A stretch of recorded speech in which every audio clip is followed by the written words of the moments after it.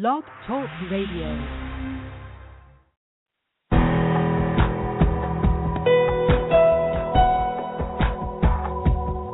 Welcome to our program on Kardec Radio.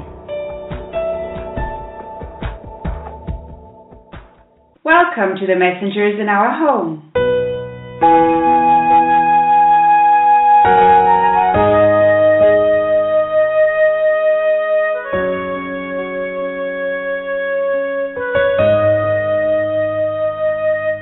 Hello, dear friends from Kardec Radio. Welcome back to the messengers in our home. Tonight with Chapter 10, Joel's Experience. Hello, Mackenzie. Thanks for being with us again. Hi, Francisca. And hello, everyone. Welcome back to another chapter of the messengers in our home. And now we would like to invite you for our opening prayer. Taking a moment to elevate our thoughts. Dear Mother, Father, God, Creator of the universe and of our yet small hearts, we're deeply grateful for the gift of life and the opportunity to learn and to grow every day. And we are especially grateful for having this opportunity, gathering in your name all over the world to study your teachings, to learn how our life here on earth affects what we will find in the afterlife. We would like to express our gratitude to all the good spirits in the efforts in bringing these teachings to us through the mediums, through their messages and their intuition, the work during sleep time, and their presence in our lives whenever we need them. And with your permission, we would like to start our meeting, so be it. Let us now listen to the reading of Chapter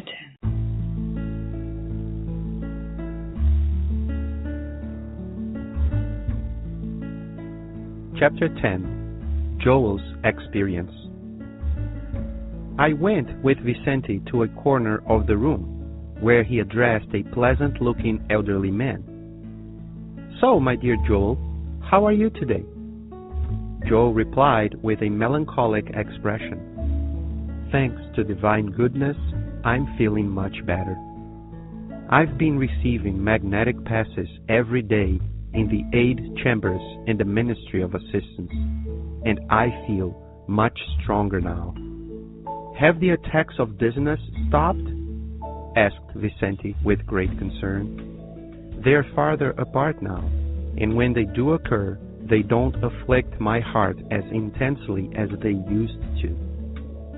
Vicente looked at me with his lucid eyes and said with a smile, "Joel also did mediumistic work in the physical realm and has a very interesting tale to tell." Our new friend, who looked like a patient just starting to convalesce, smiled sadly and said, "I gave it my best on earth, but I failed anyway. I wasn't up to the enormous struggle." "What impresses me most about his case," interjected Vicente in a fraternal tone, "is the melody that followed him here. It persists even now. Joel spent an extremely long, difficult time in the lower regions before returning to the Ministry of Assistance, persecuted by strange hallucinations regarding his past."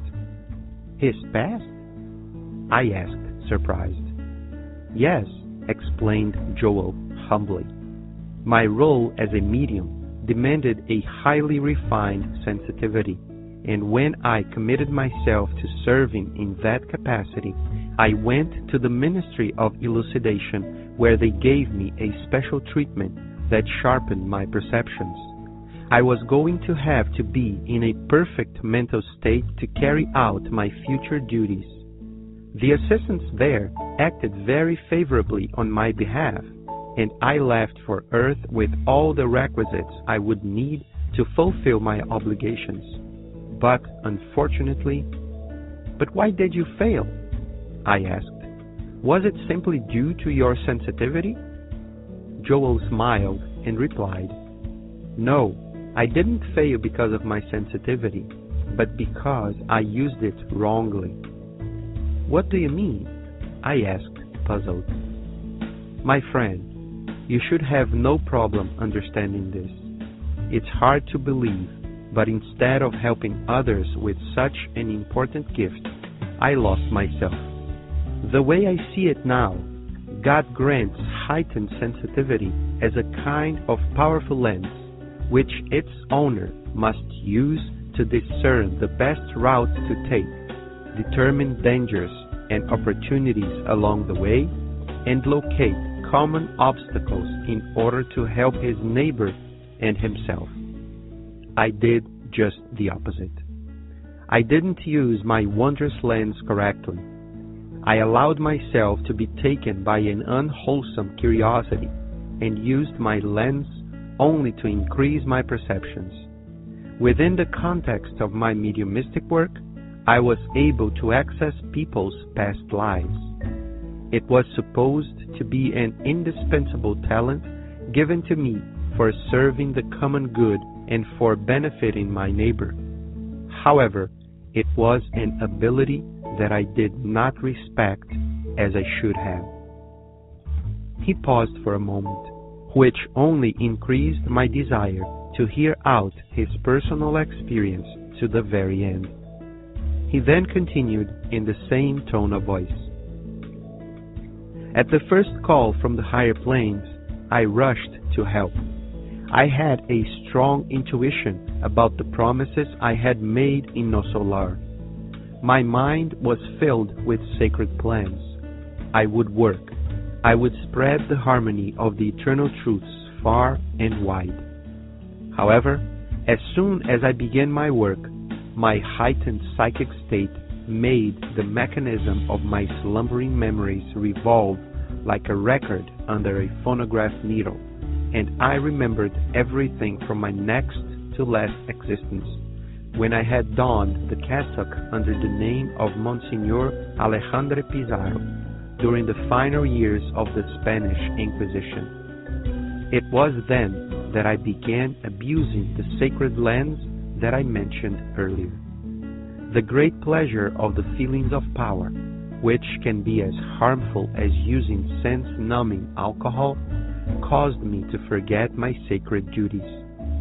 Acute spiritual clarity inspired me. My clairvoyance continued to develop, but I wasn't to be satisfied until I could once again see my visible and invisible companions from the arena of our former religious struggles. With no real concern for making the most of my true arena of constructive work, I took it upon myself to find every one of them eventually, and I made a point of reconstructing their biographical records. My clairaudience became very clear, but I didn't want to listen to my spirit benefactors about tasks that would be truly helpful. Instead, I insolently questioned them regarding topics of my own selfish satisfaction. Engulfed in investigations concerning the Spain of that era, I wasted an enormous amount of time, during which I fled from fellow spirits who appealed to me to work for the good of my neighbor. I demanded information on bishops, the political authorities of the time, and priest friends who had erred as much as I myself had. There was no shortage of considerate warnings. Colleagues from our Spiritist group frequently called my attention to serious problems at our center. There were suffering persons who knocked on our door, situations that called for Christian witness. We had a shelter planned for orphans, a newly opened outpatient clinic, and most importantly, weekly gospel lessons on Tuesday and Friday evenings. But what did I care? I cared for nothing but my own personal discoveries.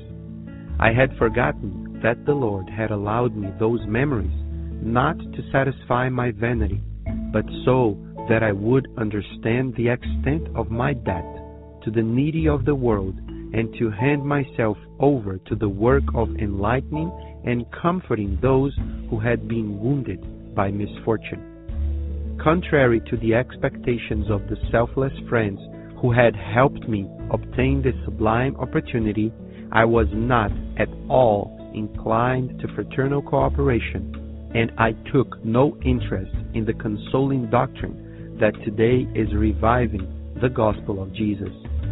I only cared about finding those who had something in common with me from the past. With this objective in mind, and with unmistakable proofs of identity, I discovered I had been connected with eminent personalities in former times. I recognized Higino de Salcedo, a great landowner who had been my magnanimous protector before the religious authorities of Spain. He was now reincarnated as an intelligent and honest proletarian, but was enduring a major personal sacrifice. I saw old Gaspar de Lorenzo again, a shrewd figure and cruel inquisitor. He had been very fond of me back then, but was now reincarnated as a blind paralytic from birth.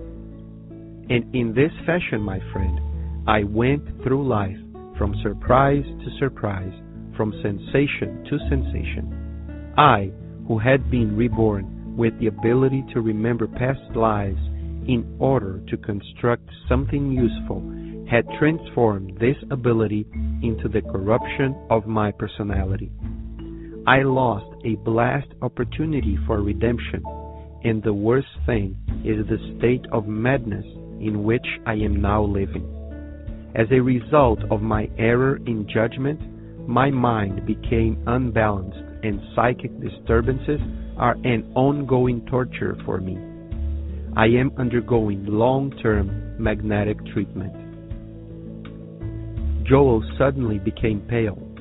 His eyes opened extremely wide and began wandering, as if focusing on impressive scenarios far removed from what we could see. He reeled, but Vicente quickly caught him, and putting his right hand on Joel's forehead, he said in a firm voice, Joel, don't succumb to images from the past. Come back to God's presence. I was astonished to see the convalescent rub his eyes, having returned to his normal demeanor.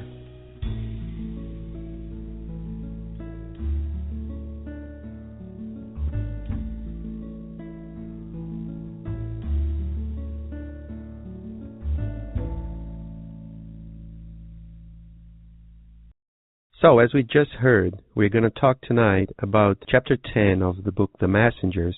We're going to talk about the life and the struggles of Joel when he was incarnated, and what happened to him. Why did he have the opportunity that he had to fix some problems that he created for himself in previous lives, in previous experiences, and what did he do in his last incarnation? We already know, because naturally, since you are already here, we all heard the reading of the chapter.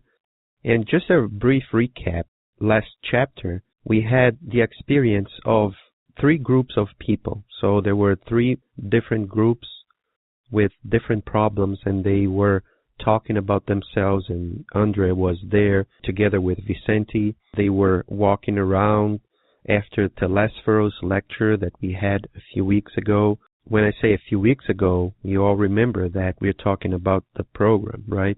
We're not talking about the storyline itself, because in this story, as we said before, these chapters are one single afternoon, right? So we had Andrea talking to some spirits, then Telesfero came, gave his lecture, and then he leaves the lecture. Andrea leaves the lecture with a lot of spirits who were there to listen to him and to listen to Telesfero, and then they go out to the center, and he starts meeting new spirits, meeting new groups of spirits, and then he's listening to and participating in these conversations, learning from the experiences of these other spirits. So it's more or less like we have our experience when we are incarnated here, right? So let's imagine and put ourselves into a spiritist center right now. So we go, we listen to a spiritist talk, be it a regular one or a special one with a different person that comes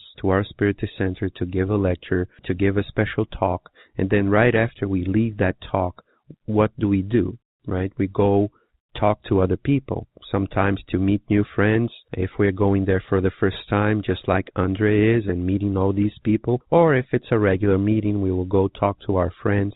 And what are we talking about on those meetings, right? So these chapters here are basically covering this part of our day-to-day life. We know a lot of new people. We listen and hear their stories. And what do we take from those stories to our personal lives, right? So we have friends that are struggling with difficulties, be it with friends, with other friends, be it with their families, their daughters or sons, and at work or in school. So we all have problems, right? Be it with our own health and so on and so forth. So what's happening here is that Andre is meeting these spirits, these new groups of spirits, and trying to understand their problems and learning with their problems, learning with their difficulties, learning how they solved or how they didn't solve the problem that they were facing, and making us reflect with him, how am I leaving my stamp while I am incarnated, right? What am I doing with the time that I have here in my hands, while I am incarnated, doing what I need to do?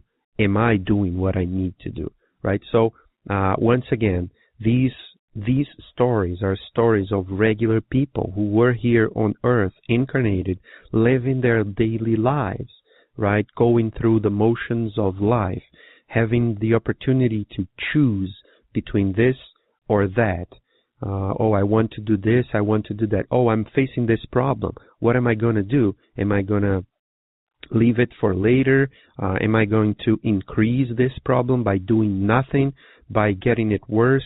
Or am I going to look at it, try to find a solution, put my effort to employ or use the tools that I have to finally solve the problem, solve the riddle that I'm getting from myself, from my own wrongdoings in the past. So this chapter 10, we meet this new spirit, this new man in this case here, which has the name of Joel. And as I've been doing for the past chapters, I'm just going to say that the name Joel comes from the Hebrew language, which means the Lord is God. So meaning that the Creator, our Lord, our Master is God. And remember, Joel comes from the Old Testament, so therefore he is not talking about Jesus, right? He's talking about the Creator, the one Creator that we in the English language we call God, but naturally it has a lot of different names and in other religions, but the magnificent one, the one that creates, sustains, maintains everything in the universe. So the Lord is God is what Joel's name means here. So it's about, this chapter is about Joel's experience. And remember, last week on the previous chapter, Andre met a few groups of 3 groups of different spirits, and he was walking around with Vicente. Vicente said, well, we need to move on. Let's not get too deep into their problems. We just learned what we need to learn, so let's keep moving. So Andre went with Vicente to a corner of the room where Vicente talked to this pleasant-looking elderly man. And he knew him, so he speaks to him by name. So, my dear Joel, how are you today? So it's a pleasant conversation. Just like we said, we just came out of a meeting. We just came out of this special talk. I see a person that I know, and I have a new friend, and I want to introduce this friend that I already know to this one that's new to him. So we come and try to talk to them, right? So that's what happens. And Joel replies, but he replies in a very saddened way, with a melancholic expression, as Andre describes. And then he says, well, I'm feeling much better, thanks to God. I've been receiving magnetic passes every day in the 8 chambers in the Ministry of Assistance, and he feels, he says, much stronger now. One thing that I'd like to point out here, which is very, very interesting, is that once we have a problem, and we already know that Joel has a problem, right? We go to the Spiritist Center, let's say once a week or twice a week, and after, usually it's the Spiritist Centers regularly offer passes, right? Which is the laying on of hands, no touching.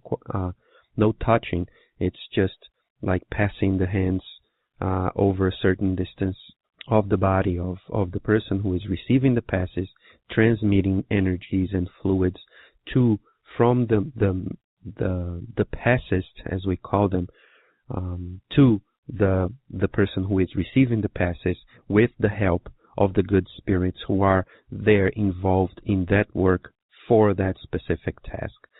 But we usually receive it only once, or the many meetings that we have in the Spiritist Center. If we go to 2 or 3 different meetings every week and they offer passes, we may want to take the passes there. But these passes are what we call like a generic type of pass. It's not a specific treatment, right? In this case here, it's a different type of treatment. It's not a generic one. It's a specific type of passes, right? Because here what he says, I've been receiving magnetic passes every day. So it is a treatment. So he goes there to receive some passes as if he's receiving a medication, right? To treat what he is feeling. So the spirits who are there are in the 8 chambers, are applying these passes to him in order to help him. So as I said, it's a type of medication, and naturally there are a lot of people here on Earth, incarnated, who are studying passes to try to help, and to help not only the discarnate spirits, but more specifically, since we are incarnated, the incarnate spirits, right? And there are treatments also in certain Spiritist centers who use this magnetic energy, right? The spirit mixed together with the spiritual energy to aid in helping the people, us, who want to be treated of certain specific diseases or maladies that we are in, or problems that we are facing while incarnated, right? And he says that he feels much stronger now. So this is a very good indication that if we want passes for a certain, let's say, a certain disease, in his case, we will know what it is in a few minutes, but if we want the passes to really work on a person, see, if we are treating a spirit who doesn't have the body, who doesn't have the flesh to interrupt these energies, and he's taking passes every day, can we imagine how much would we need if we are incarnated, right? So that's why we need a passist, right? A physical passist, so that the spirits can use the energies, the energy fields that we have within our bodies to help with the energies, the physical energies involved in the maladies of the body of the person who is being treated. So he feels much stronger now. And Vicente asks, so have the attacks of dizziness stopped? So he's feeling dizzy. He's feeling dizzy sometimes, and we still don't know what it is. Well, we already read the chapter, so we know what it is. But at this moment, Andre doesn't know what it is, right? So Joel explains that, well, they happen, but they are farther apart now. They don't happen quite as frequently. But then he says, when they do occur, they don't afflict my heart as intensely as they used to. So what he's saying here is that, well, the passes are working. I'm working together with the passes. They afflict me, but they don't afflict me as much as they used to do. So with time and with effort and with help, all problems can be solved. It may take time, it may take help, it may take a lot of effort, but they will be solved. We really need to understand this. But just a parenthesis here. Once we say that, when we say that that Spiritism is the consoler, what we are saying here is, when we say that, is not that Spiritism solves all problems. Is that Spiritism gives us hope, gives us a better understanding that the pain may stay, right? That's what he's stating here. Joel is stating here. I still have the pain, I still feel it, but they don't afflict me. I don't suffer as much, right? Because now the problem is being solved. The physical problem is being solved. And the consoler explains that everything has an end. But it will not be magically solved. And that's what we need to understand. And that's why the Spiritist doctrine, or Spiritism, is called the consoler. It doesn't solve the problem, but it helps us understand, find the tools, and create a strength, help us strengthen ourselves to face the problems, to persevere in face of the difficulties that we have in front of us, right? So, closing the parenthesis here, Vicente looked at him with his lucid eyes and said, smiling, Joel, and now he's explaining to us and to Andre, right? Joel was a medium in the physical realm, and he has a very interesting story to tell. So right now, Vicente is inviting Joel to tell us his story, right? And Joel smiles sadly and says, I gave it my best on earth. Isn't this a kind of interesting expression to use here? Haven't we heard this from a lot of different people? Oh, I'm giving my best. I gave my best, but I failed anyway. That's what Joel says. And that's what we usually tell, right? As if we couldn't do it further. As if I'm blaming somebody else other than me. Because if I gave my best and the task was not completed, it means that the task was over what I was able to do.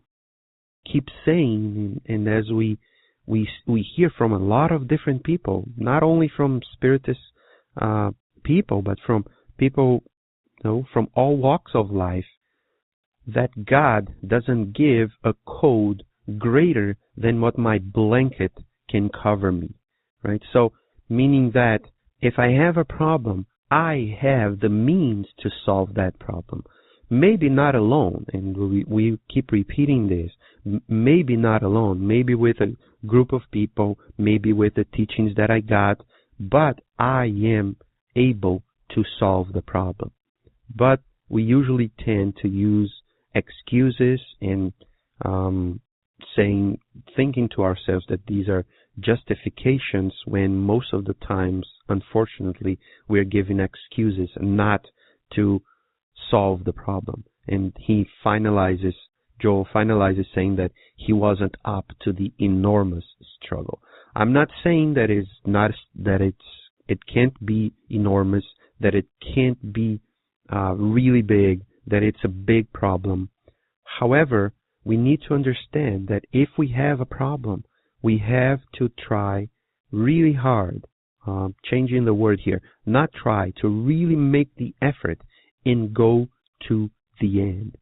Right? It is very important for us, especially when we have the understanding that Spiritism gives to us, right? And with all these examples that we are seeing here, they are showing us their stories, telling their stories for us, so that we can relate to these stories and maybe locate in their stories very specific points where we can see, oh, this is where he should have done this differently, and trying to find that point in their lives and trying to create a mechanism within ourselves to see if we hadn't come already to that point where I really need to put more effort so that I don't choose the path that will lead me to more suffering,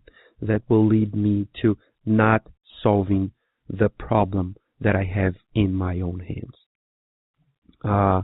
Once he says that he gave his best, that the struggle was really, really big, Vicente interjects, saying that what impresses him in this case is the melody that followed him here, that this melody persists even now. And that's what I was talking about when we increase our suffering, right? So when we don't solve the problem, we usually say that, oh no, time cures everything. And you see, time doesn't cure, right? If the problem persists even now, time is not doing anything, if not worsening it, if I don't do anything, right? Because when we say, oh, time heals, no, time doesn't heal. I have to actively, or at least, if not completely active, but keep living, thinking, so that things can change. When I have a cut in my arm, for example, and I say, oh no, leave it there, time will heal, right? Time doesn't heal. What heals is the blood, right? There are certain mechanisms in my body that are activated when the body feels that there's a cut, and then there's these cells within our blood that will run through that slit and then start coagulating the blood so that I don't die, right? So it's not time. It's something that's active, that's doing their part of the work. So here, in Joel's case, with these strange hallucinations that he's having regarding his past, these things are persistent, are still there, even after the treatment. So, see, even after he's been treated for a while, even after this long time that he spent in the lower zones, in the lower regions, before returning to the Ministry of Assistance, he is still having these strange hallucinations regarding his past. So, it's not time, right? It's the time naturally is included, right? It has a beginning and it has an end, but something needs to be done. It needs to be performed while time is passing, right? Or while we are passing through time. It is necessary to do something, right? Let's not forget this, because, oh no, time heals. No, we need to be the active part of it. Let's not wait for time, right? For time to accomplish things. No, let's be active. Let's do something. Andres says surprised, or asks surprised. His past? So hallucinations regarding his past? Yes, and then here comes Joel. He was a medium, and he had a for the work that he was supposed to do, he had to have a highly refined sensitivity. And so he committed to use this sensitivity while incarnated. So he went to the Ministry of Elucidation, and then they treated his perispirit, which is the spiritual body, as we call it, right? So we are talking about spirits or discarnate spirits, but we still have a material or a semi-material or semi-spiritual body that surrounds me as a spirit.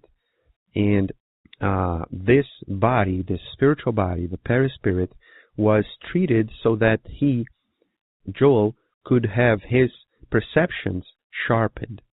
And so he was being prepared for his next incarnation, and he would be in a perfect mental state to carry out his duties while incarnated. So the assistants helped him a lot, and he left for Earth with all the requisites that he would need to fulfill his obligations. But unfortunately, and then Andre stops, but why did you fail? You had all this preparation. Was it simply due to your sensitivity? And Joel smiles, right? So it is as if we are we ask a person, why did you fail? Was it because you were rich? To me, it is the same question, because money is not the problem, and that's what Joel explains to Andre. No, I didn't fail because of my sensitivity. I didn't fail, using the example that I just gave, I didn't fail because I had a lot of money, but because I used it wrongly. So, see, it's not the thing in itself that causes the problem, but what I do with the tools that I have in my hands. I can be very rich and use the money that I have in a productive and constructive way, right? For myself, for the others. Right? Here's the same thing. Was it due to his sensitivity? Was it due to his mediumship and this special sensitivity, highly refined sensitivity that he had? No, Joel answers. It was not because of his sensitivity. It was because he used it wrongly, which brings the question to ourselves. What talents, and if we go to the parable of talents, right, that Jesus recounts to us, we are receiving talents from God. What are we doing with those talents, with those gifts? We are going to have to pay account to it, right? We're going to have to say, here, hey, you gave me this, and that's what I do. That's what I do with it, and that's what I did with it. And did I do well? The question now is, am I doing well with what I received from God, with this gift to fulfill my duties? So Andre asks, what do you mean by that, by using your sensitivity wrongly? Once again, Andre is not and has not been a spiritist before incarnated. So although his questions appear to be very simple, they are the type of questions that we should be asking, right?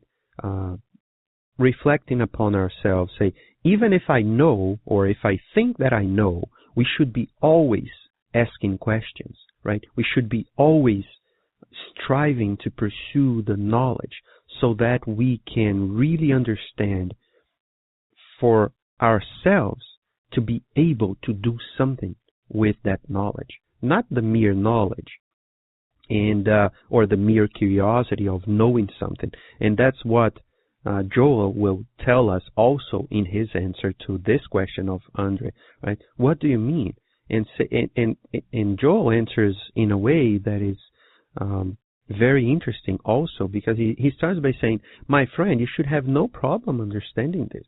So it is as if you say, oh, this is a question that you should know the answer to. But here I come. It's hard to believe, but instead of helping others with such an important gift, I lost myself. It is very interesting that he says that he lost himself, and he will use a few words that are related to this lost myself. He will use discern the best route, locate common obstacles, determine dangers and opportunities along the way.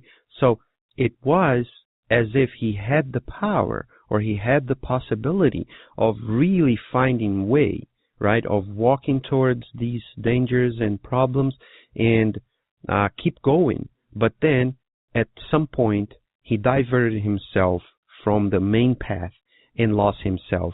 Where? Within himself. Right? He didn't lose himself on the outside, because of the outside, because of the others. No, he lost himself within himself. But let's go on. The way I see it now, he keeps saying, God grants heightened sensitivity as a kind of powerful lens, right? So that he is able to discern the best route to take, determine dangers and opportunities along the way, and locate common obstacles. In order to do what, he says? He says to help his neighbor and himself. So one of the big problems is when we lose focus of the others, when we lose focus of our neighbors. That's why one of the main teachings of Jesus is, after loving God, which we probably don't understand yet. I shouldn't say that we probably. I should say we don't understand what loving God is. So, since we don't understand, we have a similar teaching, that's what Jesus tells us, to the first one. Love your neighbor as you love yourself. So, it is not loving your neighbor only. It is loving your neighbor as you love yourself. The problem is that sometimes we are very selective. We only love our neighbors and we forget ourselves, in a sense of, I don't know, it is so rare to see this that it's hard to find an example. But we see more on the other way around. We try to love ourselves more. And unfortunately, when we do that, since we still don't understand perfectly what love is, when love, quote unquote, ourselves more, it is more on a selfish way than in a loving, real loving way. And that's why we, most of the times, lose ourselves to ourselves, because we lose focus on the road. And he says that he did just the opposite, meaning that he didn't use this lens correctly. He allowed himself to be taken by an unwholesome curiosity. We were just saying, right, that we need to know more, that we need to get to know more about ourselves, more about the world, so that we can grow. And we said that it needs to be in a way that we can use the knowledge to build and to construct. What he's telling us here is that he was not only curious, but he was unwholesomely curious, meaning that his curiosity or his need or want to learn more was taken in a way for himself, not to help others, just to satisfy his own needs and wants, and not to use this power, to use this lens to create better lives for everybody. And he says that he used his lens only to increase his perceptions. Don't we sometimes do that in our lives? How am I using my talents, my sensitivities to improve other people's lives? Let's say I have the talent of speaking. What am I saying when I'm talking to other people? Am I allowing myself to go down into dark stories and creating mental negative images on other people's minds, for example? So how am I using these talents? That's basically what Joel is trying to convey to us here. Right? He used the talent in a way that was destructive for himself. And he explains it. Within the context of his work, of his mediumistic work, he was able to go back and see other people's lives, right? To see some things that happened to their lives. And this talent was given to him so that he could serve the common good, right? And for helping, benefiting his neighbor. However, he finalizes this first part by saying that it was an ability that he did not respect as he should have done.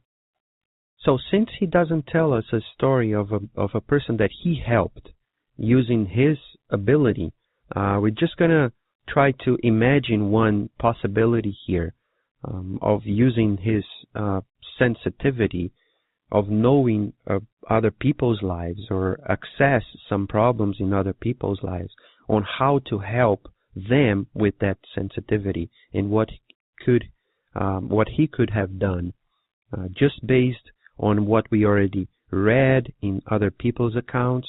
If you are able to read in Portuguese, there are lots of stories with the medium Chico Xavier, who is also the medium of this specific book, in stories about himself, how he behaved and how he was able to some degree also to see other people's experiences in other lives and how he used this knowledge to help the other person, right? So let's just imagine that one of us has this ability.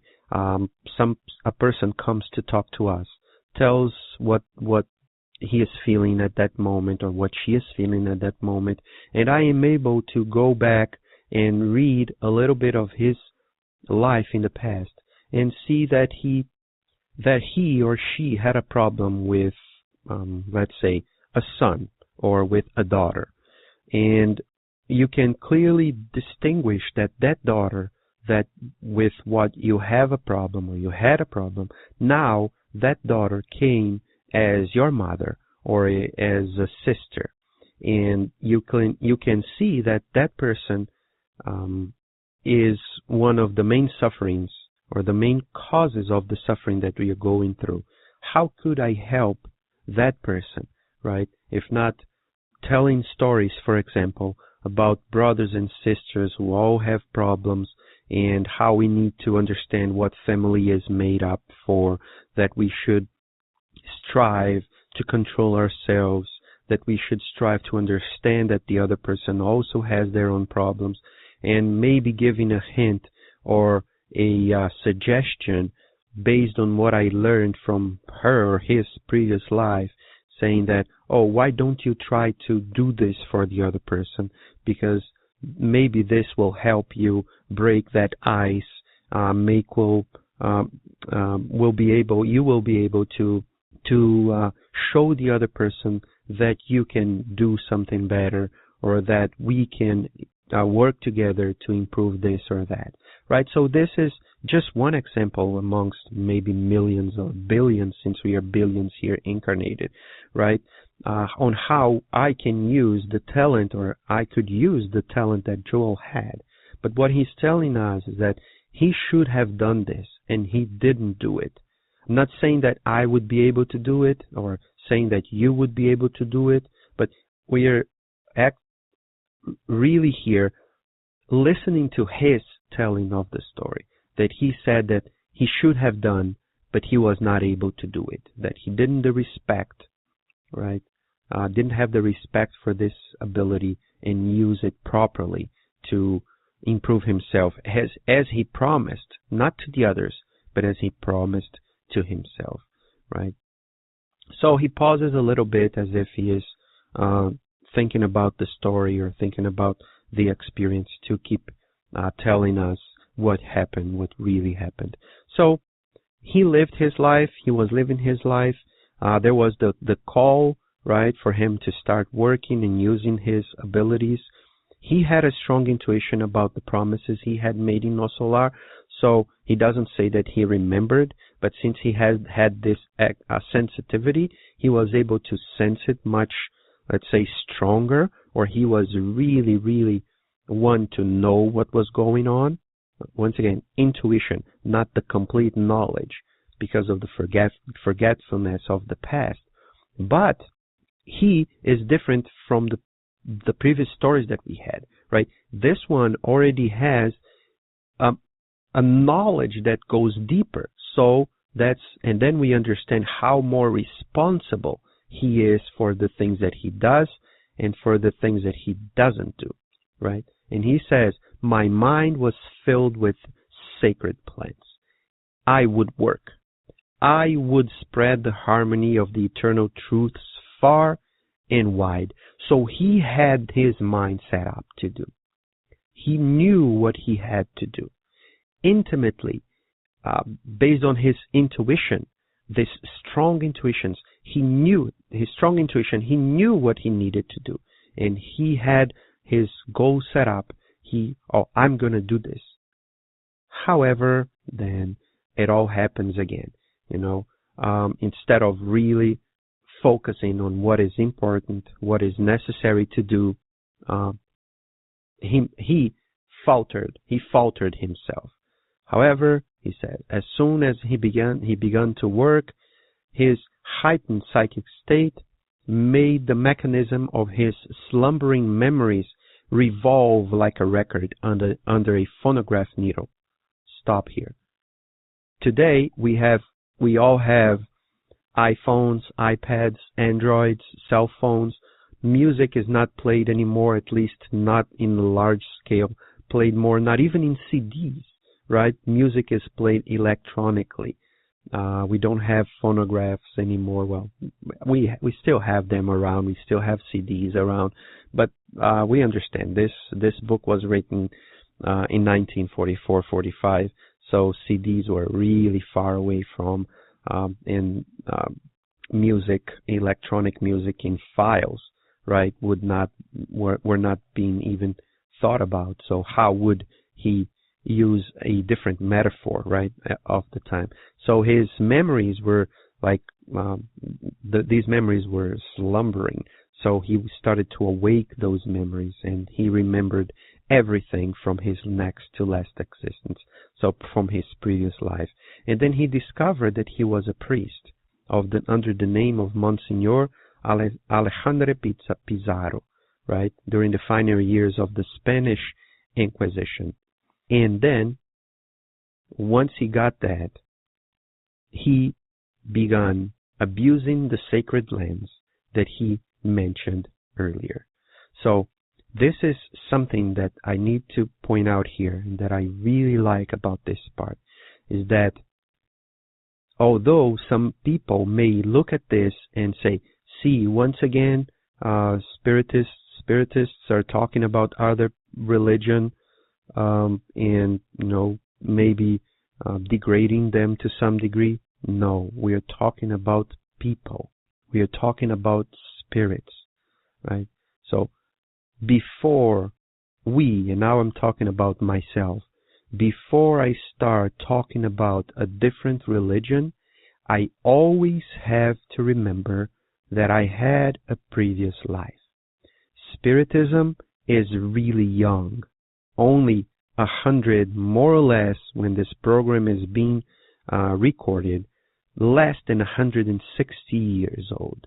We already said that before.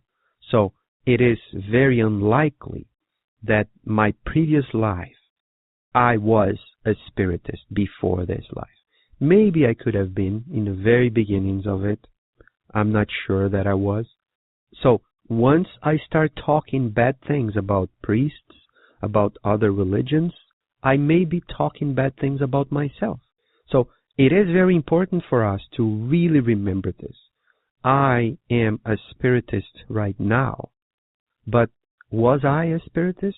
So when I criticize a different religion from the past to what we are having right now, am I not to some degree criticizing myself for what I did in the past? So instead of criticizing, we should be reflecting upon what I did in my previous life and what I am doing right now differently than what I did in the past.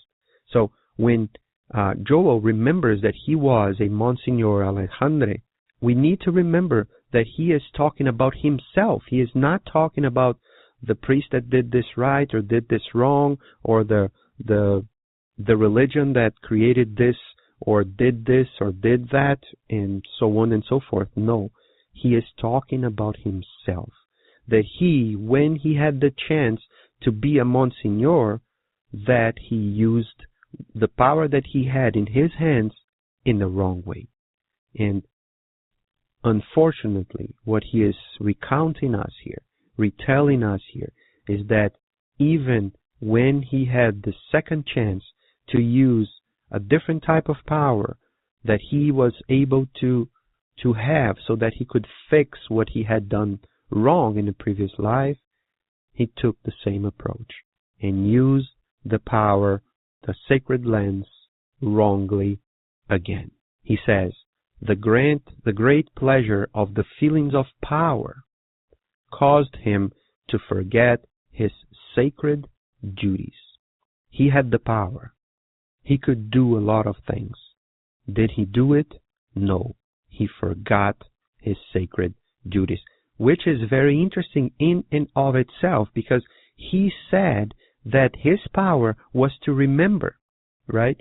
To see other people's lives, to make other people remember. And then he says that he forgot. Why did he forget? Because of the feelings of power. And this comes with another explanation by himself. He says that these feelings of power can be as harmful as using sense-numbing alcohol. Just like those that drink too much and then that they forget what happened in the previous night after they recover. So what he is saying to us here is that when we have power, it is as harmful. It can be, right? Not it is. It can be as harmful as using sense-numbing alcohol. We don't need it to be. We can have the power and use it to build and to construct, or we can forget our sacred duties. What is our power right now? In a Spirit Center, in my family, at work. What are the powers, the talents that I have? How am I using them? How am I using my power? Do I feel powerful and then I forget that I have my duties and I use my power to destroy? Or am I using my powers, these sacred lenses that we receive, our talents, to construct something? This is something that Joel is trying to inspire in us here, to reflect upon the powers that we have and how we are using it, or we are using them. But he goes on and he says, acute spiritual clarity inspired him. He's saying that he was able to actually see spirits, hear spirits. His clairvoyance continued to develop, but he wasn't to be satisfied until he could once again see his visible and invisible companions from the arena of his or their former religious struggles. So he was, instead of using this ability of seeing and entering and remembering his past life and seeing and finding the other people who lived together with him in his previous life, he wasn't to be satisfied. So instead of using this to help others, he was turning into himself. Selfishness once again, right? Instead of focusing on the other, focus within ourselves with unwholesome curiosity once again. And he says, with no real concern for making the most of my true arena of constructive work, he took it upon himself to find every one of them eventually. And he went on to find and to research on the biographical records of those who were surrounding him at the time. But this was not something that came without good advice. He was a clairaudient too. So he was able to hear the good spirits, so hear the spirits. And he could hear the ones who were trying to help and the ones who were not trying to help. The ones who were trying to help were telling him from time to time that there were some tasks that would be truly helpful, but not those who he was doing at that time. So they were trying to help him and really showing him that he was going the wrong way of using the ability that he had. insolently, he questioned them regarding topics of his own selfish satisfaction. I used the word selfishness before here in this chapter, before he using it here, because naturally I knew that he was gonna say this, and we already knew. Naturally, we all read the chapter before, but here he comes and tells us with his own words that it was his own selfish satisfaction, and he was engulfed with learning about the spirits of Spain of that time. He wasted a lot of time where he could be using that time to help other people. He demanded information about a lot of spirits, a lot of people who lived at the time, to know who they were, what were their mistakes, and so that he could find those spirits, either if they were incarnated or if they were already reincarnated, and maybe together with him, around him, when he was incarnated. Once again, he comes back and says, there was no shortage of considerate warnings, right? Because most of the times when we say, or when, let's use his example more than appropriately, he said that he had no strength to overcome the struggle, right? So once we hear this, sometimes we tend to use this excuse, and as he did, it is almost as if in my mind, or as if in his mind, he is telling, oh, there was nobody here to tell me that I was going the wrong path, nobody warned me, nobody. But he is telling us here that that was not the case. And if we are positive about this, we are never without aid. There is always somebody who is telling us, hey, beware, pay attention, pay more attention to what you're saying, don't do this, don't go that pathway, see this message, look at this story here, why don't you read this book? These are all of our friends telling us, stop, think a little bit about what you're doing. Is this the path that you really need to go? You don't need to go that far. So these are considerate warnings that he's telling us here. Colleagues from the Spiritist group called his attention. A lot of people, suffering people, knocked on the door, and he was there. He was listening and seeing all this. Now, he had a shelter planned. They had at the group a shelter planned for orphans, a newly opened outpatient clinic, weekly gospel lessons on Tuesday and Friday evenings. So the Spiritist Center was full of activities.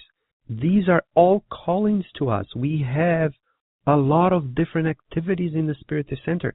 And even if there's the Spiritist Center that I go to doesn't have all these activities, there is a lot of activities outside the Spiritist Center that I can go to while there is the activity that I would like to engage into doesn't happen in the Spiritist Center. So I could go visit a shelter, a government shelter, if we're here in the United States, visit a place where they take care of elderly people, right? Visit hospitals with children.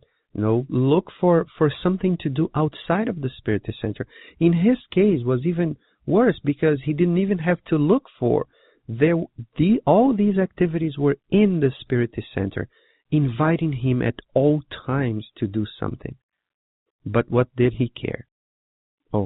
I apologize. I'm not saying this from me to him. I just read from the book here. But what did I care? That's his sentence. He didn't care, and he realizes this, and he says, I cared for nothing but my own personal discoveries. That's the selfishness again. And who of us can blame him, right? We always want to do what we want to do. I always want to do what I want to do. What does the gospel ask us to do? What does the gospel ask me to do? It's not what I want to do. It's what the teaching show me that I need to do. That's what I need to do. Are we able? Are we ready to do that? Are we striving to do that, to follow the lead of those who went before us and are showing us that once we give way to our selfishness, it's going to be very hard to go back to the main path?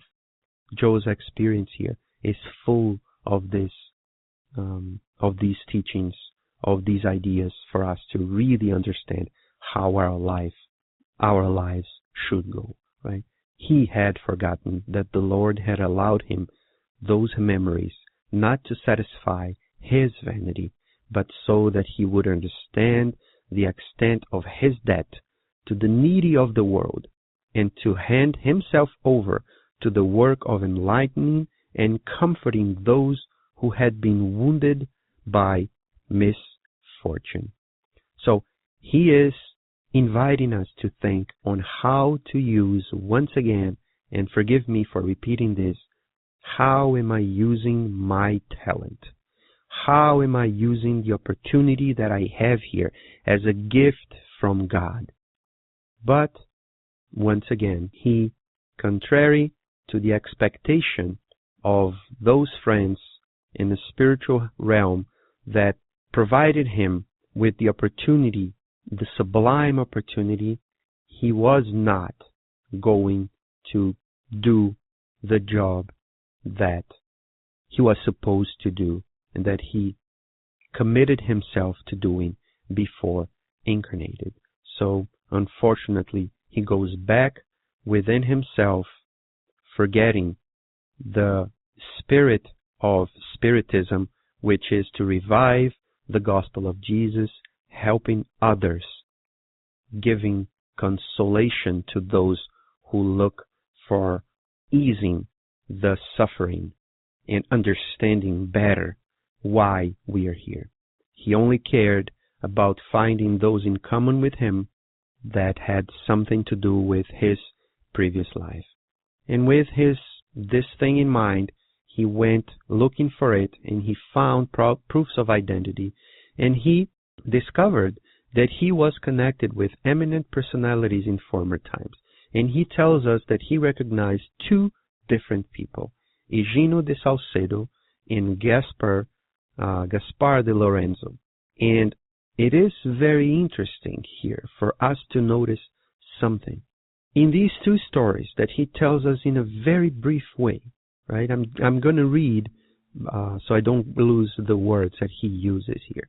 But I'm going to relate these two very brief stories with his own story and see if we can take something out of these three stories for ourselves.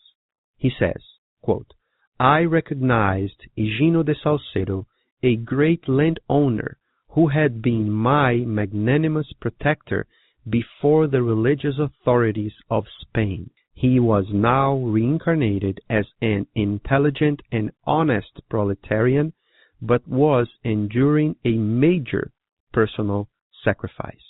He continues, I saw old Gaspar de Lorenzo again, a shrewd figure and cruel inquisitor. He had been very fond of me back then, but was now reincarnated as a blind paralytic from birth. End quote. So, two spirits who had lived together with him and had their problems, had their situations there too. One was a great landowner and was a protector before the religious authorities in Spain. And Lorenzo, or Gaspar de Lorenzo, he was a cruel inquisitor, right? So what happens is they come back. One who was a cruel inquisitor, he was a blind paralytic from birth, probably related to all the things or the cruel things that he did in the past, right? And Higino de Salcedo was this great landowner. Now he's a simple worker, a proletarian. He is honest and intelligent in Joel's description here, but they don't have any special tasks, at least not that Joel tells us here. He, however, had a task, right? So what is that we are seeing here? He was able and he received, maybe because of all the pleas and everything that he already knew once he discarnated, that he would need to have that power again to do something with that power. So what am I trying to convey here is that those two that he just described, they naturally had to give back to life what they took from life.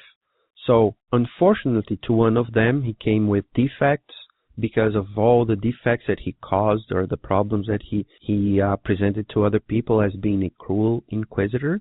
The other one was a great landowner. Nobody knows what he did with those lands that he owned. And now he comes as a proletarian, honest and intelligent, but that he had to endure major personal sacrifice, maybe because of the consequence of what he had, right? In Joel's case, he was a priest. Now he comes as a medium. So if we relate one thing to the other, right, and he had great power once he was that priest or that Monsignor, now he comes as a medium to use that power that he was able to have, not to use for his own interests or curiosities, but to use this to help other people. So our question and my question here is, although a lot of people, and we see from time to time people saying, oh, I wish I were a medium, I wish I could do this, I could do that, we clearly see by this example that the consequence, or why do we have mediumship, right? Why do we receive the ability or the sensitivity to be a medium? Is it for personal use, or is it to repay back what I took from other people, what I took from life, right?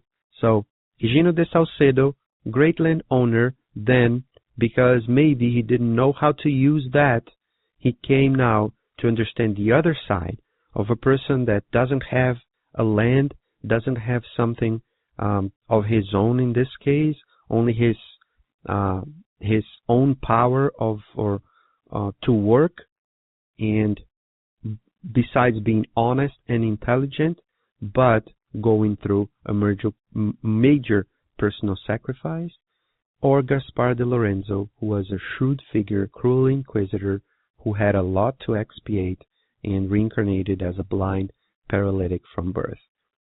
Joel didn't have to go through this in this life.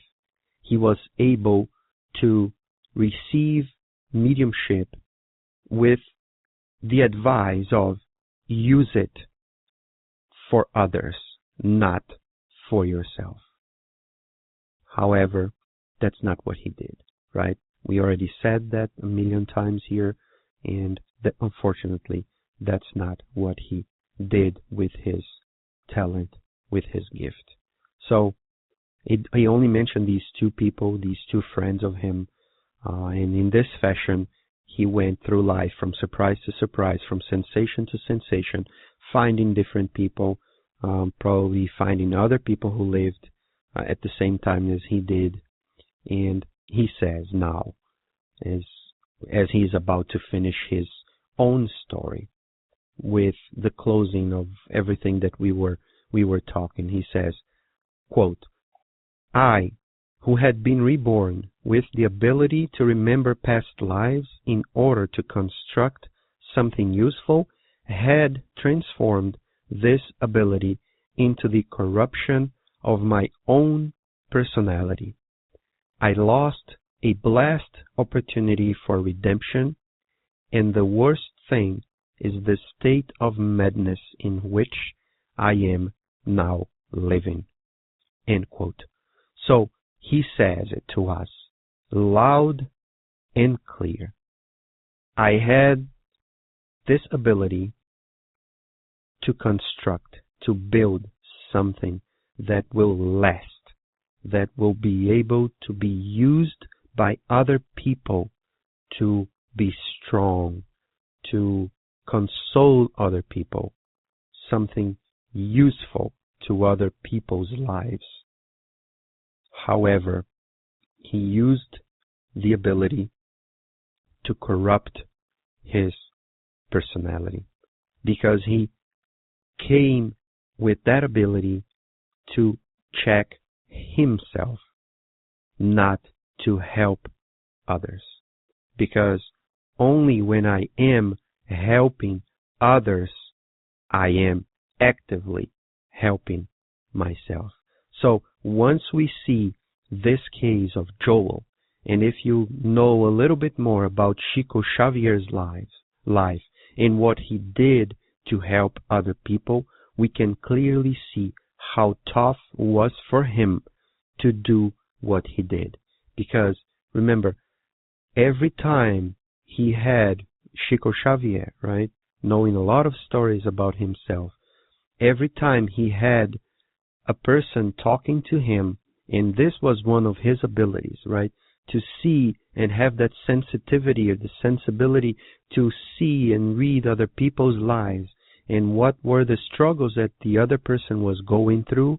And imagine how many people around him he saw that had a connection to him in a previous life, and he didn't fall to the selfish thought of trying or knowing who he was and telling other people who he was, trying to find out about other people and lose his way on doing what he was supposed to do. And what did he do?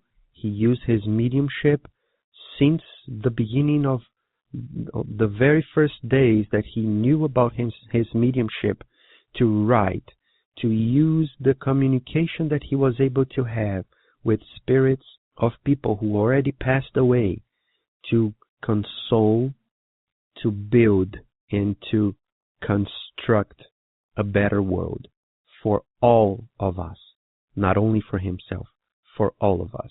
And this book is a living proof of this, right? In Joel's case, unfortunately, he had that ability and he was not able to go through. But once again, not to blame Joel, thinking Joel as myself. What am I doing? And he finalizes by saying, as a result of my error in judgment, he goes on, my mind became unbalanced and psychic disturbances are an ongoing torture for me. I am undergoing long-term magnetic treatment. So he closes the circle, goes back to that beginning, right? And because with his psychic ability, he only searched within himself, he came enclosed in himself. So he's in a circle, right? Unbalanced because he doesn't go to the exterior. He only goes to the inside in a vainful way, in a selfish way, right? So, and now he says, I am undergoing a long-term magnetic treatment. The one that we explained in the beginning about the passes that he needs to take every single day. And once he stops there because he suddenly becomes pale, right? His eyes open wide, began wandering as if focusing on scenarios, impressive scenarios far removed from what he could see, what we could see. So he was going once again into those cycles, right? Where because of his sensitivity, he lost control of it. And now he's going through those, quote unquote here, seizures, right? Then Vicente is right there, knows what to do, put his right hand on Joel's forehead and says in a firm voice, Joel, don't succumb to images from the past. Come back to God's present. The Lord is God, right? That's what Joel means. So it is as if Vicente is telling him, hey, God is here. The Lord is God. So please Don't go back there. Love God above everything else. Don't succumb to things that are already past. Focus on the future, on what you can do right now with your ability so that you can change. That's what Vicente is telling him, and that's what Vicente is inviting us to do. Love God above all things. Love your neighbor as you love yourself. And we should do that every single moment of our lives. Think about God at all times in everything that we are doing. Think about our neighbor and think about ourselves. These three things, or these two things, the last two things, should be measured up equally. Don't overestimate the power of selfishness. Let's not overestimate the power of going and focusing only within ourselves, thinking that, oh, once I have this, I will be able to do this for the others. No, it's now. It's here. It's at this very moment. That's what Vicente is inviting Joel now, or when he was talking to him, and that's what Vicente is inviting us to do. Come back to God's present, to come back to now, but not to this moment physically, to God's present, to the presence and to the present of God in our lives at this very moment. And let's focus on God's goodness in our lives and what we can do to give back to Him the gift, the present that He gives to us at all times. The present of life, of being here at Kardec Radio, talking to a lot of people, listening to a lot of people, merging together within these currents of goodness that come from my mind, from Francisca's mind, and from our hearts to all the hearts that are listening to us. And we hope that these lines of joy, of love that connects us all can help ourselves with our improvement in noticing that we are alive, that we have a Creator, that we have a God that cares for us and that wants us to be happy. Let's not succumb to images from the past. Let's do now, start now to build a better future for us and for everybody that lives in this earth. Andre finishes by saying that he was astonished to see the convalescent rub his eyes, having returned to his normal demeanor. After this call, hopefully, we are rubbing our own eyes, returning to our own demeanor, and focusing on what we need to do with our own lives so that we don't experience Joel's pain once we discarnate. Hopefully, you all learned as much as I learned from this chapter, and I wish you all a great week. See you next time. Thank you for listening to Kardec Radio, broadcasting live every Saturday morning at 11 a.m. Eastern Standard Time. Email us and share your comments at www.kardecradio.com. Until next time, we wish you many blessings.